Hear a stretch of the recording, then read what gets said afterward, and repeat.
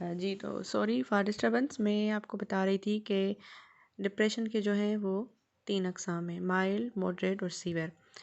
तो सीवियर जो डिप्रेशन होता है उसमें तो मेडिसिन लेनी पड़ती है, ठीक है? और वो मेडिसिन भी कुछ टाइम के लिए लेनी पड़ती है। यानी अगर आप ठीक हो जाते हैं 6 महीने, 1 साल या 2 साल के बाद, तो वो आप आहिस्ता-आहिस्ता करके उसको टेपर ऑफ कर दें।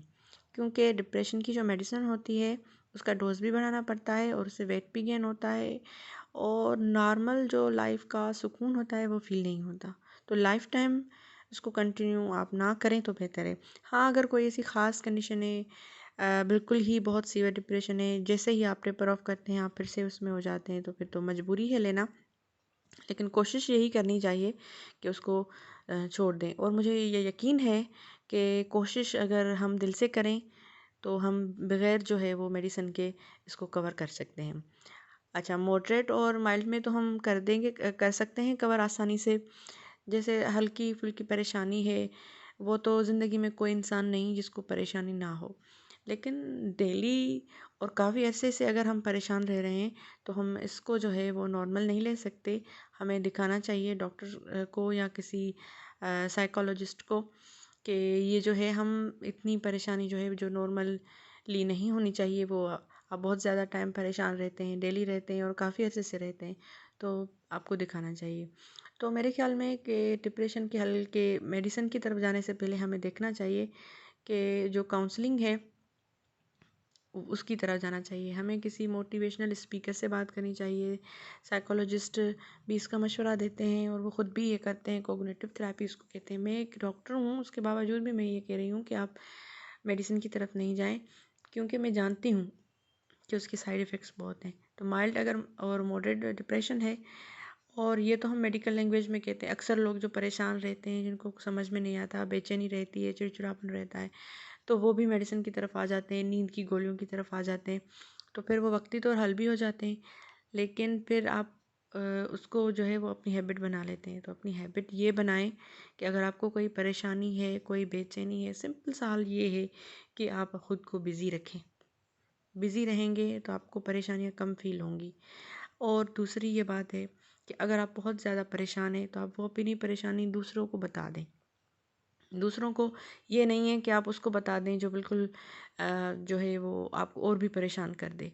यानी वो नहीं जो जिसकी सोच जो है बिल्कुल नेगेटिव हो, वो कहे हाँ भई आपके साथ तो ज़ुल्म हो गया, ये हो गया है।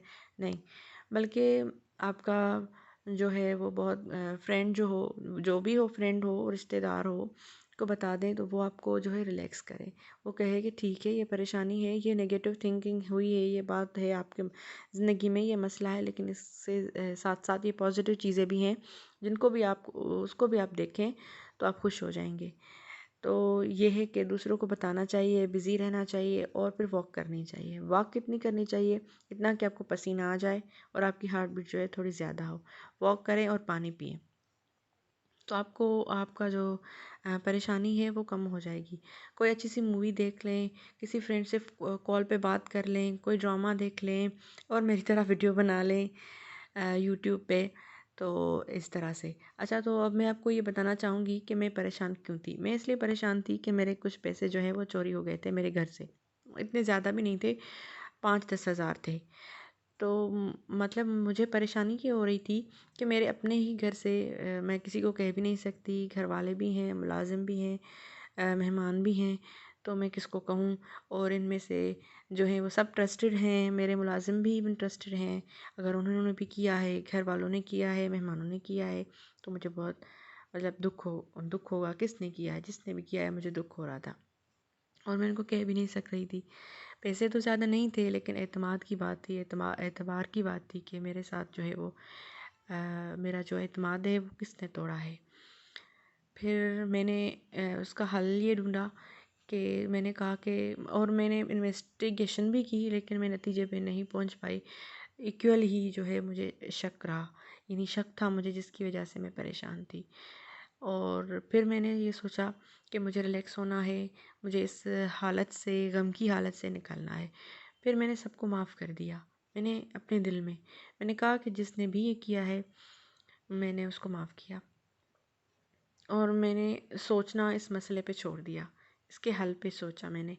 इसके हल पे ये सोचा कि मैंने जो अपने पैसे हैं वो इधर उधर नहीं रखने, मैंने संभाल के रखने हैं और मैंने किसी पर शक नहीं करना। मैंने अपनी जो एनर्जी है माइंड की वो इस पे नहीं ज़ाया करनी, इस परेशानी के कि किसने किए क्या किया। अच्छा, किसी ने मेरे साथ अगर एतमाद मेरा तोड़ा भी है तो वो खुदा को जवाबदेह है और मैंने उसको माफ़ कर दिया। वो उसकी अपनी एक्ट है, मेरी एक्ट तो नहीं है ये कि मैं उसको माफ़ ना करूँ।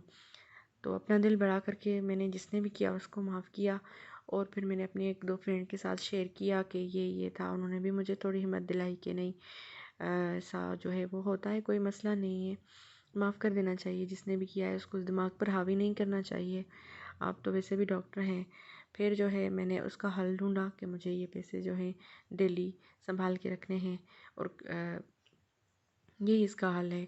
फिर मैंने ये वीडियो बनाया और आपको आपके साथ ये बात शेयर करनी चाहिए कि अगर आपके साथ भी ऐसा होता है कभी कि आप परेशान रहते हैं किसी शक की वजह से, अपनों की वजह से, एतमाद टूटने की वजह से, ये माइल्ड डिप्रेशन में आ जाता है जिसको हम एनजाइटी भी कह सकते हैं रोज़मर्रा की ज़िंदगी में जो है।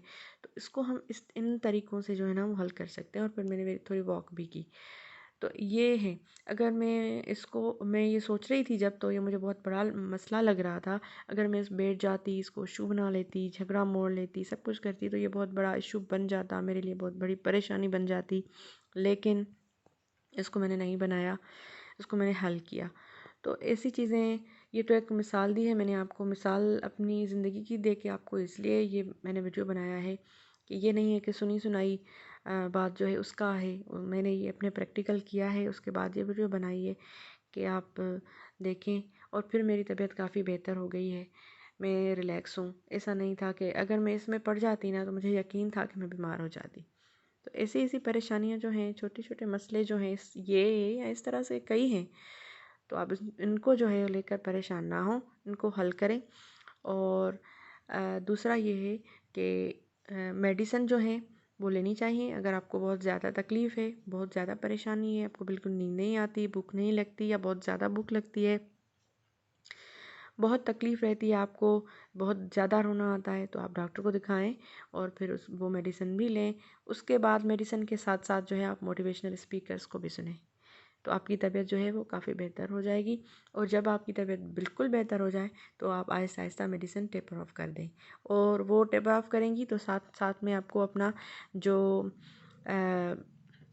काउंसलिंग है, वॉक है, दूसरी चीज़ें हैं, वो जो है वो कंटिन्यू रखें। ऐसी कोई शो देख लें, मूवी देख लें, मज़ाहिया, तो आप जो है वो हंसेंगी तो आपकी जो है ना वो तबीयत बेहतर हो जाएगी। आप ऐसे ही हंसें, हंसना ना आए तो भी हंसे, कह कह लगाएं।